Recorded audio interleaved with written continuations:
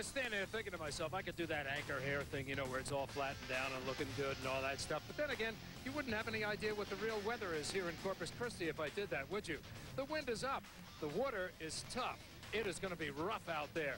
And that means there's going to be a lot of elements coming into play as the throttleman and the driver combine together as teams to make those boats go fast in Corpus Christi. To talk more about that, here's Rich Lewis. Well, Dick, there's a reason your hair is blowing today, and that's this water right here. This is the calm part of the course. Outside the breakwater, big seas. Fort Myers was a mediocre race as far as wave height. San Diego was like a pond. This is a real ocean race. Jerry Gilbreth had speed, but he also had the smallest cat in the class. Now we've got Mother Nature versus Jerry Gilbreth, as well as the rest of the fleet. Jerry's good. Is he that good? You know, you don't fool around with Mother Nature. We're going to try the best we can. I'm going to take care of Hugh and myself, and it's a long race, and we'll see what happens. Not always the fastest boat wins. Well, I think you can read a little something between the lines with Jerry Gilbreth there. He doesn't have the biggest boat out there. He won't be jumping as smoothly between waves, so he's going to have to consider the safety factor, and he's going to hope that it takes more than speed to win. Maybe the cleverness of a sly fox, a veteran. Also battling these big waves, the Factory 2 class, the battle of the manufacturers, and a key to this race is Benny Robertson. Benny has his hands full of big water and little boat. It's a race where you've got to run to your limit, but not over your limit here. You just got to be careful. Another one of the boats you're going to want to watch is the F298, Eric Treadwell in the Treadwell Motorsports. He's the driver. Jack Storley is on the throttles. It is a boat to contend with. Very fast and a good ride. So we'll watch to see how they compete. Now let's watch for the Super Vs, the most powerful monohulls on the planet. Supercharged power in these deep V hulls, a handful, especially in these seas. These conditions are going to mean the throttleman and the driver are going to have to work very close together to see that the boat stays under control. You keep your speed up, you keep your trim proper, and you try to maintain the speed. And the most important thing is you got to finish. Martin Sanborn and Todd Welling have one of the fastest V-bottoms in the world, but they've got their work cut out for them today on that rough water. In fact, we had a communications problem on the intercoms right away and just worked right through it. So if we can sync without being able to communicate verbally while we're running, that's a pretty good indication that we get along well on the boat. Another group that's trying to get along well is a brand new driving team. Steve David, former unlimited hydroplane driver, and Nigel Hook, two experienced guys who want to make it work together. Can they do it? Nigel and I are working really well together. The team, Donnie Waddock from Scarab, has done a heck of a job in making everything work for us. And I feel very comfortable with Nigel that we respect what each other does in the cockpit. And I think that's going to translate to some wins this year. They will be driving the boat that's new to the circuit this year that went over in San Diego. This boat, the older one, 86, will be driven by Richard Granville. Where do the top teams in offshore racing play? They play in SuperCat. The 76 Fountain Mercury won the first two races this year, but can they win in the real rough stuff? I think it's a long circuit, and we've had a couple of good days, so I think it's time that the other guys have a good day, and we struggle a little bit, but the race isn't over yet. Pat Patel and Felix Morales are really good in the rough stuff, and they've got a big boat, so they're going to be doing real well out there today. I think that if the water keeps as rough as it'll be, we'll be out there. We're also worried about the 46 WH Electric. I ran with Joey and Pressure also. Joey's suited to this water, and their boat's suited to this water, but of course we got our sights set on Jerry. Billy Mouth and Joey Impresia will be aboard the number 5 WHM Motorsports. This is the first time on the circuit this year for this boat. Everybody's got an eye on it. Texas has been good to me. I've done very well here. The sea conditions are pretty choppy right now. That works to our benefit. We get the biggest boat in the class. One of the largest classes here, the F2 boats, the Factory 2s. Are you ready for some racing? They're on the line and ready to go next. Stay with us. Stay tuned. There's more APBA action coming up. The APBA is sponsored by Speedmonster.com, the presenting sponsor of the APBA Offshore Pro Series 2000. Welcome to Corpus Christi. APBA Offshore. It's extreme. Those are some of the fans that are gathering in downtown Corpus Christi, Texas for the East-West Powerboat Shootout. This is a great course because it is very challenging. Lots of different water and a beautiful, beautiful setting with that marina right downtown on the waterfront. Let's take a look at this course, Rich. One of the most spectator-friendly courses on the circuit. This is a challenge for every skill that the offshore racer has. It's both a throttleman's race and a driver's race. You've got tight confines for the wheelman. You've also got varied water conditions for the man on the throttles. You can pass anywhere on the course, but the best place to pass probably is right in front of the spectators inside the breakwater. Man, this is one extreme course. Extremely rough. You'll see what I mean in a minute. We have the Factory 2s on the course ready to go. Let's talk about factory racing. The factory crash in general is essentially the race on Saturday, play on Sunday concept, where you can go in and buy your own boat, go out, slap a number on it, race it with all these great guys out here, and then go out and take your life jacket off, take your family out, and take them to the beach and have a great time. They'll usually give you advice on how to race them with what kind of propellers. There's always dialing in that needs to be done to them to make them just a little bit more set up for your own particular needs. But it is a boat you can buy off the showroom floor and get out and race and be competitive out of the box. The Baja team is back, and this boat, the F-251, will be throttled by this man, Adib Mastri. Last year, he was literally thrown out of his seat during the race in Corpus Christi. What is he thinking this year? It literally just shot me out of there like a wet bar of soap out of your hand, and went diving into the water. I popped up, looked over, and boats were everywhere, and by some act of God, the people in the eliminator swerved off and missed me. And boy, I tell you, I thank God that I'm here right now, and I'm going to go out there, and I've got to make it through this course and stay dry. The concept of one man on the wheel and throttles is quite old. I tried it myself back in the 80s in an early Shadow Cat. Today, only two guys are doing it, Benny Robertson and Rick Bowling. Now, I've found that it's best in calm water, but not so good in the rough. Let's see what they have to say. Driving the boat, if you're throttling it and steering it, you can have more control of it going down the straightaways and steering it in the turns. I feel awkward having somebody else throttle for me while I'm driving. For me, it's like driving a car, so it's the only way I know how to do it. It's like riding a bicycle. You ride down the road, you see a hole in the road, it's just, you don't tell yourself you're going to move to get out of that hole. You just automatically, by instinct, do it. For me to tell someone, there's that little reaction time there. I prefer to steer it and throttle it and have someone else help me with the trim. Keep the trim synchronized. Throttling and driving at the same time. Well, that would be kind of like riding a motorcycle, I think, standing on the seat going down the highway, and I've never had a lot of success with that. Speeds we're going and the horsepower we got, I just couldn't do it. There was just so many things to control. I wouldn't do it. I think it's crazy. If they're that talented, they're far more talented than we, but they're probably not in front of us either. Someone might prove it differently to me later. Right now, I'm going to continue on with what I'm doing. I think offshore racing is the exclusive domain of men. It's a rough sport, but the fair sex is represented very well here in the Lady Hustler.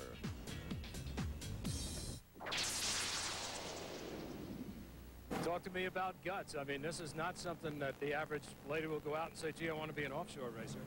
No, and I probably would not have done it if my boyfriend didn't want to do it. It was his dream to do this, and he just on a whim one day said, well, you know, our boat's really fast, and I'm tired of racing everybody on the lake.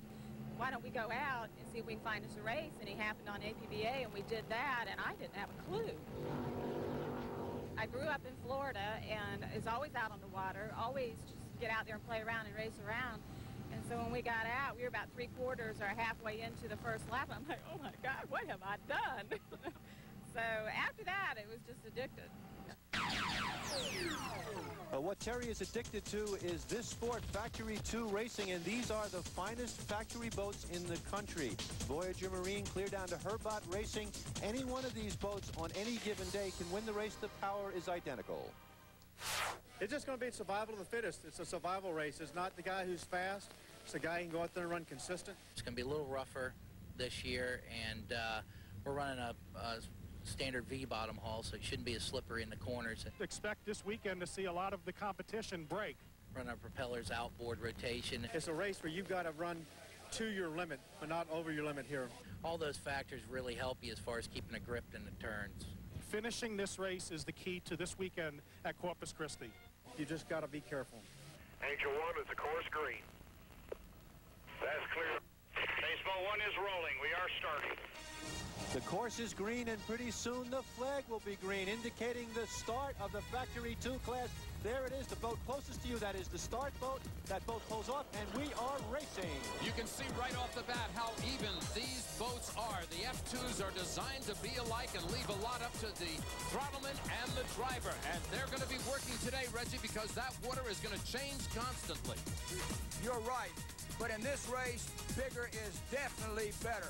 The bigger the boat, the better it's going to span this water and the smoother ride you're going to get. But in any event, this water is going to beat you up whether you're in a big boat or a little boat.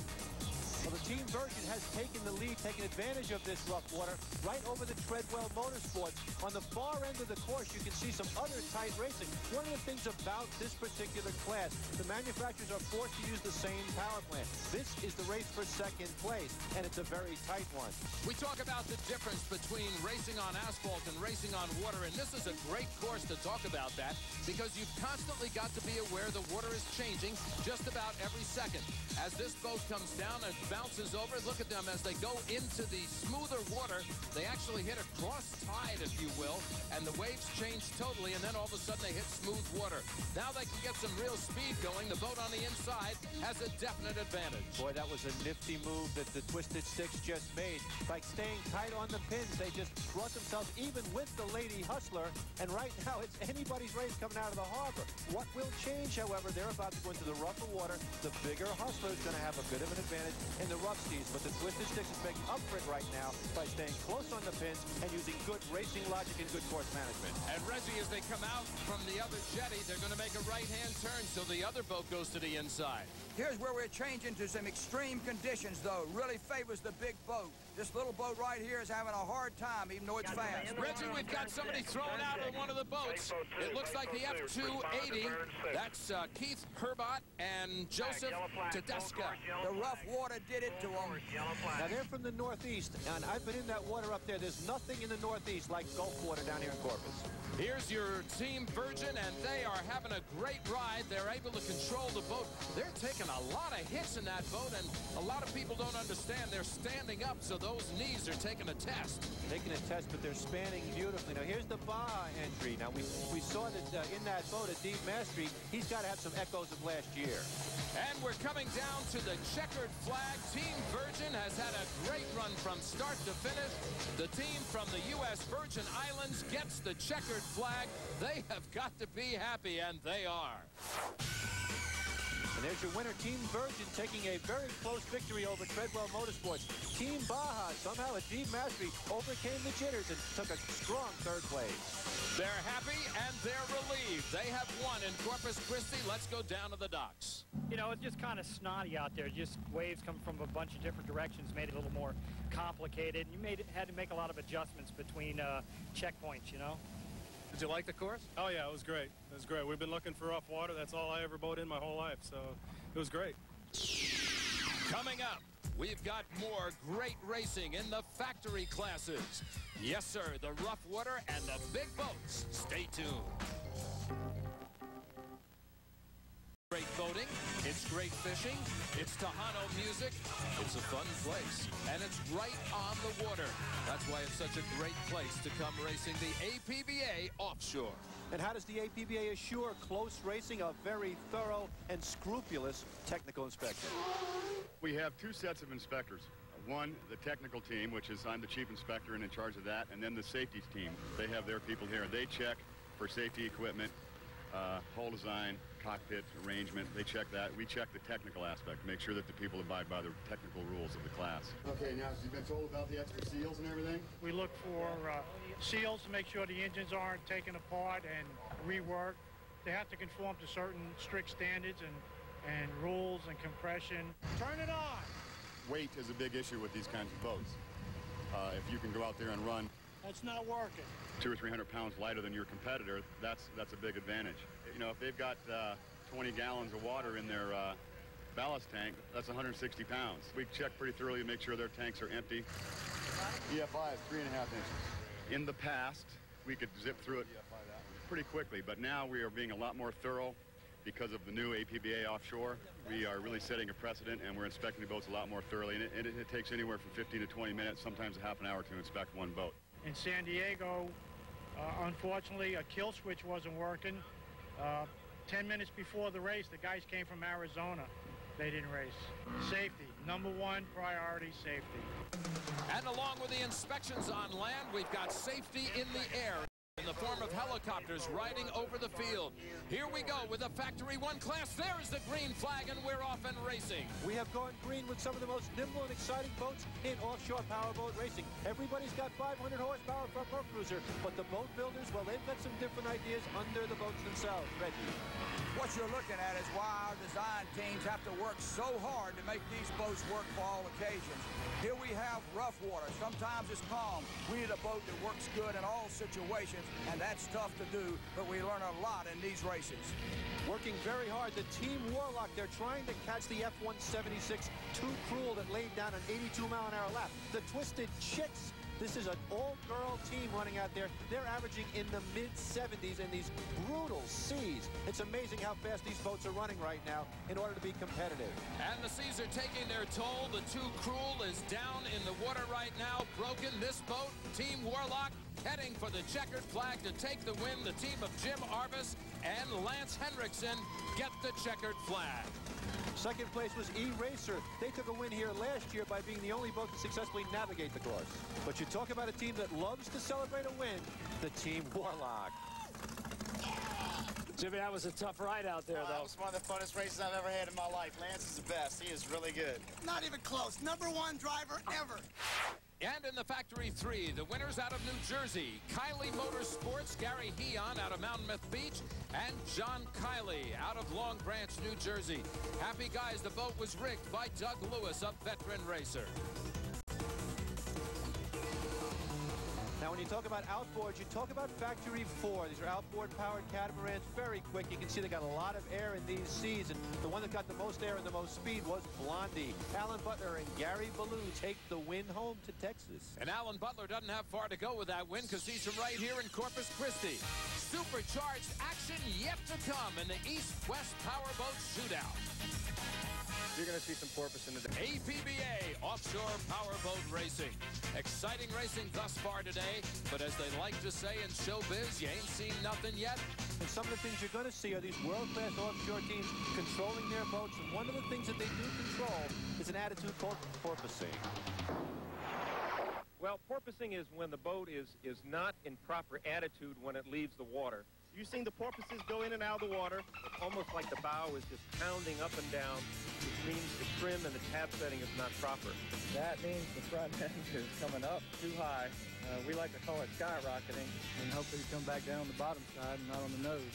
It's not an advantage to do that. Well, essentially, porpoising is slowing down the boat. You're basically going up and down, and you definitely don't want that to happen because every time the front end comes up, you got to back up the throttle and slow down, and usually someone's passing you at that point.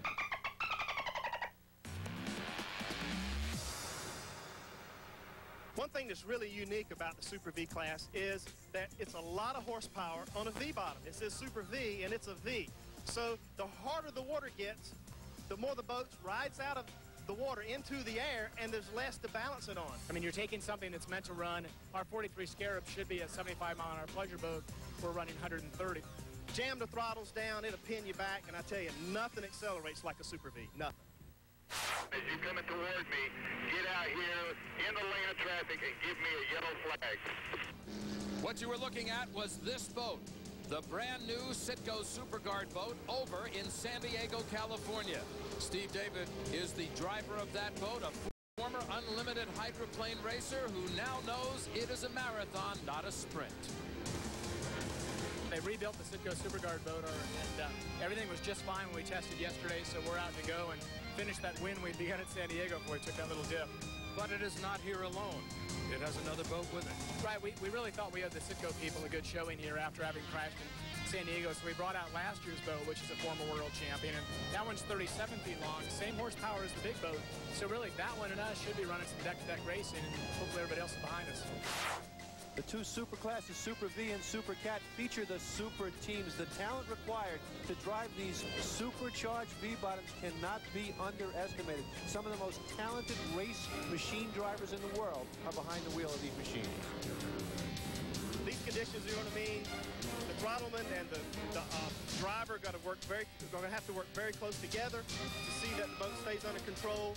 You keep your speed up, you keep your trim proper, and you try to maintain the speed. And the most important thing is you got to finish. This boat was last year's world champion with Bruce Penhall and Dennis Segalis. This year we have new drivers, Sanborn and Welland, in our new boat for them. It's really important that we have verbal communication because we can't see each other in terms of when we're running in this type of a boat. But a tandem canopy gives us a lot of advantages in terms of being in the direct center line of the boat. When we get in any kind of rough water, I'm not getting pitched from side to side. I'm right on the center line of the boat, so it's more of a pivot than a pitch. That's the Team Matco Voyager. Let's take a little closer look at them. Martin, Sanborn, and myself, Martin and I actually met on the purchase of a boat, the Factory 2 boat. He sold it to me, and then we came aboard as a team. The very first time we went out and ran the Factory 2 boat, we really clicked well. In fact, we had a communications problem on the intercoms right away and just worked right through it. So if we can sync without being able to communicate verbally while we're running, that's a pretty good indication that we get along well in the boat. He knows the boat inside and out. When we got together, we found out that we can make an awesome team. Me as a throttleman, I feel like I have my hands on the wheel when I go into the turn. In the same way when I've got my hands on the wheel with a different throttleman, I really get along with it. Mentally, you're thinking you've got your hands on the wheel because he's doing exactly what you would be doing. I sit in the back seat and run the throttles, and I literally can't see. I can see out the sides. I have a little bit of peripheral vision. I really have to drive a lot more by feel and just watch the instruments a lot. And I leave all of the warning and indication up to him. Let me know if there's something big coming up that I don't see. Are you ready for Super V Racing? We're going to have that coming up. Stay with us. Super Racing next from Corpus Christi. These are like, I don't know, a buck and bronco for an hour, you know. Drivers and throttlemen discussing their final strategies as they get ready to go out on this rough Corpus Christi course. Offshore racing's elite in the Super V class. Think of driving a Bullet with two supercharged engines behind you. It takes extreme talent to control these things. It's a course that you never know until you're out there. It can change instantly, but we're prepared for anything. In Unlimiteds, it was every second count. I had to make every advantage I could, and the problem with San Diego with that strategy is we crashed. So we've learned something from that. In this race, we will, we'll pick and choose, and we'll win in the final, but we'll win that last couple of laps. You have shallow water offshore, wind coming from across the Gulf, nothing to stop it. It stacks up here on these shallows, and it is brutal. It's close together, and it's extreme, believe me. On the backstretch, we run more in the trough, and we can really hang the boat out and let it go.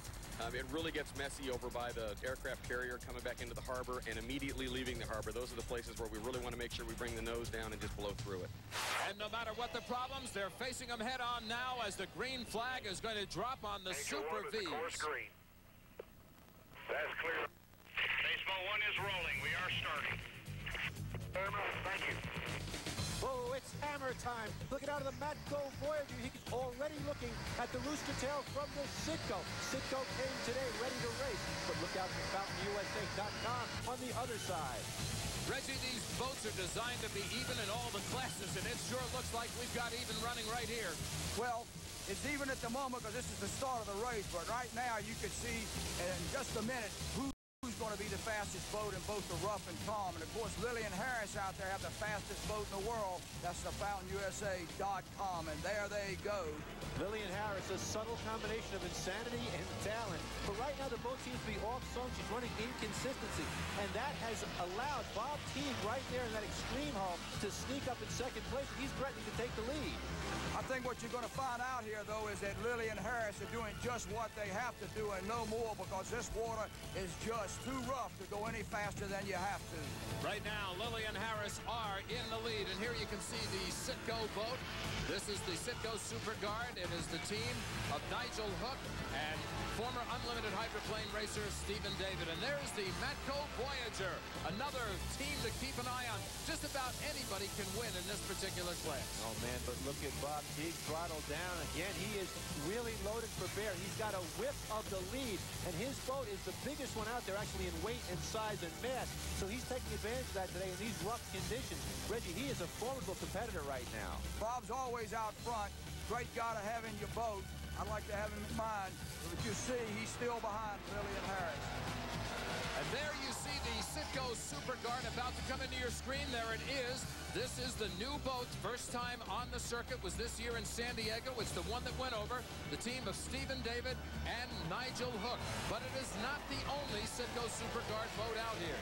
No, it is not, Dick. They brought two hulls this weekend. Richard Granville and David Rankin are in the second one. Now, this boat is smaller, and with the big power in these seas, they've got their hands full. They've picked a heck of a boat to get into for their first try in the canopied Super V. And they are having to fight the seas, the wind, and everything else, it seems, in Corpus Christi. What a ride for that boat.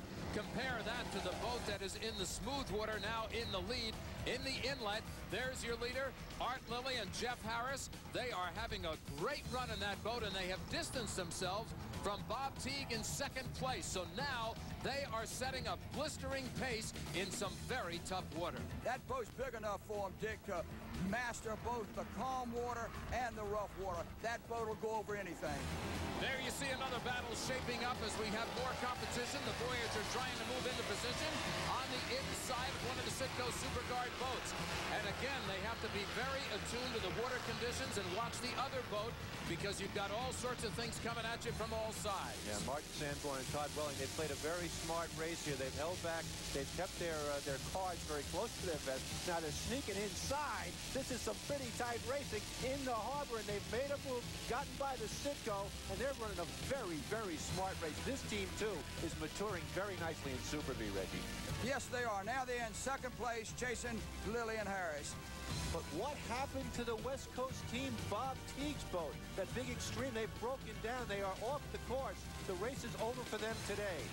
Too bad for Team Woody, the Holly Performance boat. They are just taking that long ride in, and you can see Teague is in the back looking at that engine, trying to figure out if they can repair it on the course. They're allowed to do that, right, Reggie? Yes, that's right. But their day's over. Here's Lillian Harris. They're cruising home to victory to take the checkered flag. They've done a great job of mastering this course. There are your winners, Jeff Harris and Art Lilly in the Pier 57 boat. That is a great job of driving. Yes, the FountainUSA.com taking first place overall. Right behind them, though, the Matco Voyager. Welling Sanborn really coming into their own. We had a good start. Everything worked good for us. I think some of the other guys had some problems, but this boat is very competitive right now, and we were just happy to come here and have a good race at a great race like Corpus Christi, where the whole front's lined with people, and hey, it's just such a great venue. We're happy to win. Toward the end of the race, we were beginning to wonder. It started puffing a little bit and missing. I was hearing things popping and cracking. I said, Jesus, is it going to finish? So for both of us, it's a race we'll remember, I can tell you that. It's APBA Offshore, and it's intense.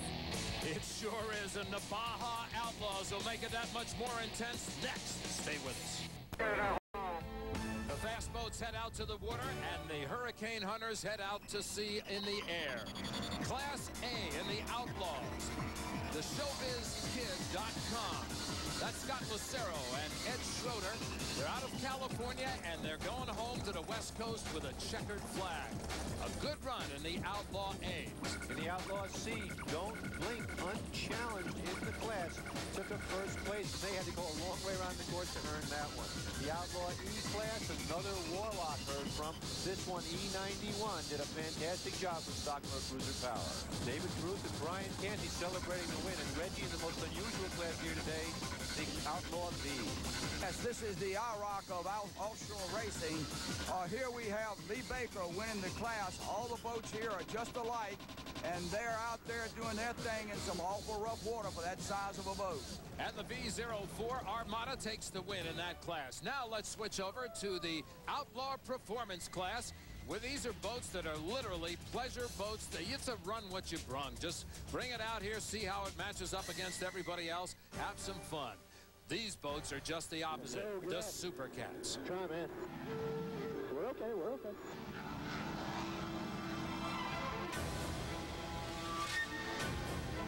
We'll finally get a little vendetta against them taken care of.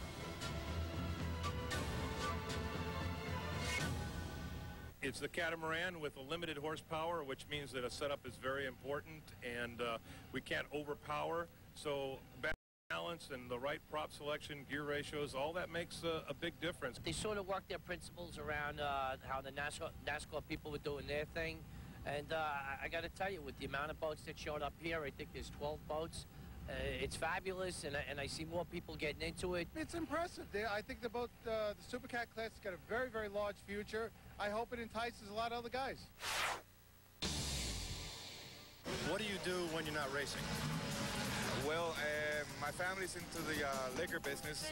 We produce all the rums made in Puerto Rico and a lot of other different liquors for Seagrams in the U.S. And I do a lot of the promotional work, and they might have 15 different activities in one weekend that we are involved in one way or another, and we help the sales force. You've raced tunnel boats, you've raced the world circuit, you've won world championships. Every race I've ever seen you at, your father has been there as well. This is a real family thing, isn't it? Yeah, definitely. I think I can count with one hand the times that he hasn't been to one of my races. He really enjoys it, and I really enjoy, running well for him. I have the world's greatest dad. I feel very, very lucky. The Supercats will be coming up next. Here, kitty, kitty. Whoa, some big dogs will be hunting. Mountain Mercury boat. It's going to be racing shortly, and it might as well have a target on the back. For this race, I'll probably have to be in the front of it because I think I'm going to be trailing. It's a little bit rough out there for us, our little boat today. Hope we have a very good race for Jerry, and I feel I'm the same caliber as he is, and we should be able to really go out there and show who's who and what's what. Well, I hope the water is rough enough to slow him down a little bit because they're running really well, and it's a small boat. It's very fast, and we were hoping that we could, race with them in this race. My feelings are we're going to finally get a little vendetta against them taken care of. I think that if the water keeps as rough as it'll be, we'll be out there. There's kind of a bully attitude going on here now because I am such a short boat, and the longer boat is going to have a very distinct advantage here. It's going to be competition for that boat from the Don Q Cristal, an experienced team. This boat we're running a lot looser. Felix is actually running this boat like his tunnel boat, and sometimes I tell him the steering wheel's worthless in the boat because there's very little steering the way he's got the angle. First time on the course this year. Watch this one today in these seas out of Long Island, New York. WHM Motorsports. We got motors last Thursday, and here we are this week later with motors in the boat, somewhat tested. And when I took the boat out for a ride this morning, I was very, very impressed. The big boys, Supercat, some of the greatest teams in powerboat racing. WHM Motorsports has to be a favorite today, but he's got world champions to contend with. Certainly, you've got to watch out for the Fountain Mercury, winner of the first two races. And oh, by the way, Don Q Cristal with a world champion. I've said it before and I'll say it again. This is an extreme course. It's extremely rough, and it definitely favors the bigger boat. Bigger here is better. Maybe the slowest boat could be the fastest boat on this race course because it's the biggest boat, and it has a daggone good throttlement and it's joy and pressure and a good driver, Billy Moss. Okay, let's go ahead and go to the milling area with them. Pace boat 1, pace boat 2, take them to the milling area. Take them to the milling area. Thank you. Spectators are lined up on the seawall. They are ready for racing. Guys, we're going to stack up and go one more round before we come in. Boy, the adrenaline has got to be flowing, both on land and in the air, as these boats on the sea get ready to run. North toward the aircraft carrier, we've got a parade of helicopters coming in right on the deck, right through the cut here. The helicopters have cameramen, but they've also got those all-important safety crews. We're at 80 miles an hour right now. The helicopters come by and the fans give them a wave. The fans are waiting for the big boats, the Supercats. They were in the milling area. They have now left. They are off and running, and there's the green flag, and we have got a great start. The elite in offshore racing are on the course. A very challenging course, and as usual, there's Gilbreth in the fountain. But in the background, look at the Don Q. We look for him to be big today, and he's coming up big, making a nice move off the start. Early leader here here, the number 44 boat right out of Puerto Rico as well. But Felix Sorales, he wants to lead, and he wants it right now. Pat Patel is on the wheel of that big Don Cristal boat. The Don Q Cristal now taking the lead over the field. Cat Can Do, nearest to you, is trying to come up. Reggie, we've got ourselves a war going on. Yes, we do out there. There's some big boats and some little boats. Don Q is spanning this nicely. That's because Felix Sorales and Pat know what to do. Jerry Gilbert, the guy that's won the previous races, he's having a hard time getting that 36-foot boat over the waves. And I'm going to say before this race, you watch that 46-foot boat with Joey and Pressure and Billy and Moff span those waves and do the job that I know they can do in this rough water. You know, they are so confident right now, Reggie. They are on the outside of the course. They're just picking the cleanest water, taking their time. They know they're going to get a great shot as these seas build. That big 46-footer sitting back there. And don't you think that Don Q Cristal isn't thinking, where is WHM right now? Now, as these guys fight the waves out here, that's just part of the battle, because, Reggie, we learned last year with the boat that's now riding in second, Cat Can Do, it went over, literally stood on its back end and flipped over on its top. We learned that they have to pay attention to the wind that gets underneath that catamaran hull. That's right. They're a wing. They're flying over the water like an airplane. The bigger the wing, the more lift. That's one reason this smaller boat here, the 36 with Hugh Full and Jerry Gilbert, are having a hard time. They can't get over the water. Here's a perfect example. Behind them, you saw the big boat passing with that long wing. And here's Don Q up front, too, with a bigger boat, a 40-footer, perfectly trimmed, crawling over that water. Super Cat Racing, this is your lead boat, the Don Q Cristal. Felix Sorales on the throttles, and Pat Patel out of New Jersey on the wheel, and this is the boat in pursuit. Now the WHM Motorsports trying to pass Cat Can Do. Cat Can Do gets trapped in that wake. Oh, WHM Motorsports is getting serious now. He cut that corner tight. He wanted second place. He didn't want to waste any time. And here he comes. He's just bearing down on Pat Patel and Felix Sorales. He's in second place, but he's like a hunter. He's just biding his time. Here's the race for fourth place. It's tight racing all over this race course. Spirit of Puerto Rico on the inside as they go in past the spectators sitting on the seawall. The Extreme boat from Texas is on the outside, and he fell back just a little bit. Now remember, coming out of the cut, they have to make a right-hand turn, which will put the Extreme boat on the inside. There he goes.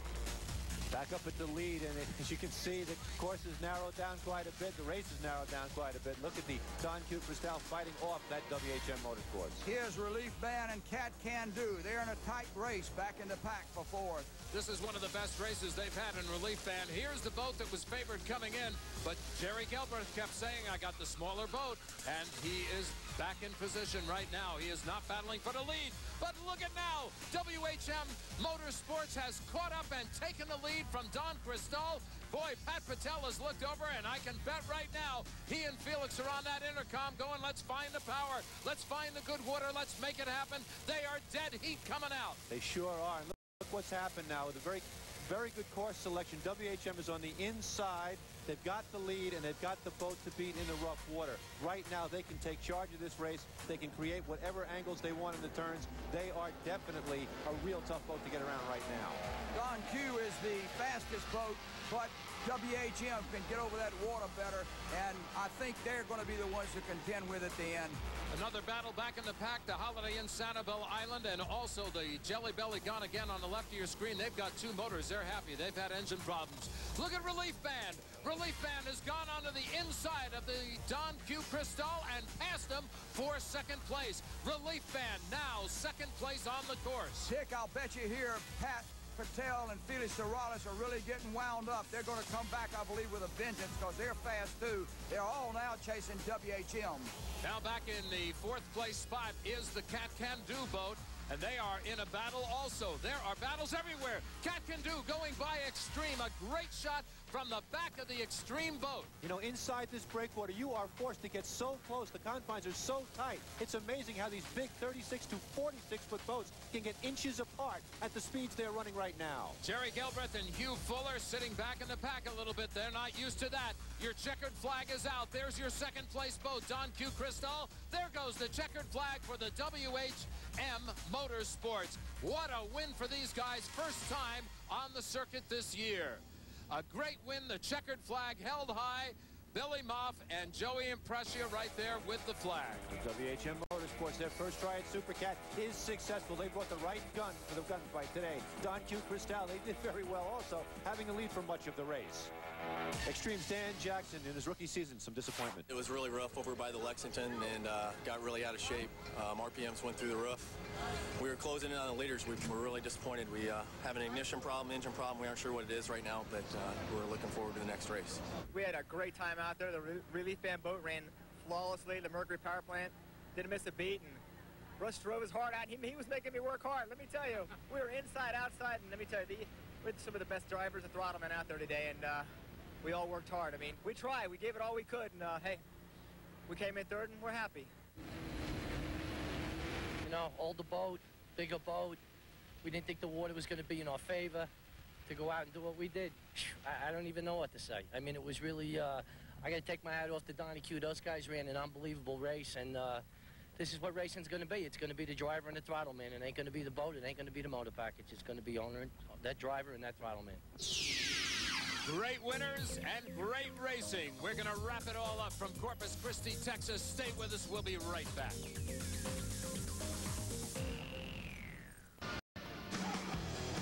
Insanity! Oh, it was awesome. What a smoking race. It was great.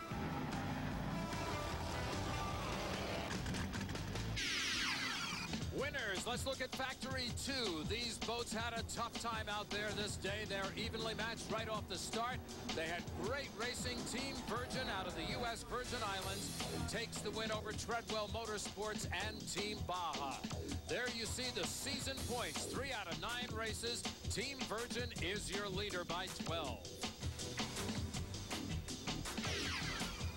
For your Super V's, it's Art Lilly and Jeff Harris in FountainUSA.com. They're your leaders. They did a terrific job today. A terrific season for them so far. They beat out Matco Voyager in the 86 Citgo Super Guard today. There you can see FountainUSA.com with the lead by just 1 point. Wow. In the Supercats, one of the finest offshore races ever. WHM brought the right gun for the right gunfight, and they took it first overall. Their key to victory was, of course, having the largest boat. WHM Motorsports first. Don Q. Cristal put up a valiant battle, and Relief Fan was right in there for third place. Just a matter of 5 points separating the 2 leaders in 3 out of 9 races. Tight battles right down to it.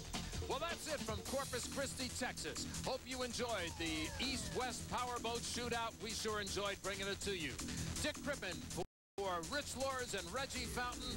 We'll see you next time from Sarasota, Florida. Till then, so long, everybody. The APBA is sponsored by Millennium Fuel Corporation, the official fuel supplier of the APBA Offshore. And by Liberty Coach, the official motor coach of APBA Offshore. And by Citgo SuperGuard Motor Oil, the official motor oil of APBA Offshore. Citgo when it counts. The APBA is sponsored by SpeedMonster.com, the presenting sponsor of the APBA Offshore Pro Series 2000.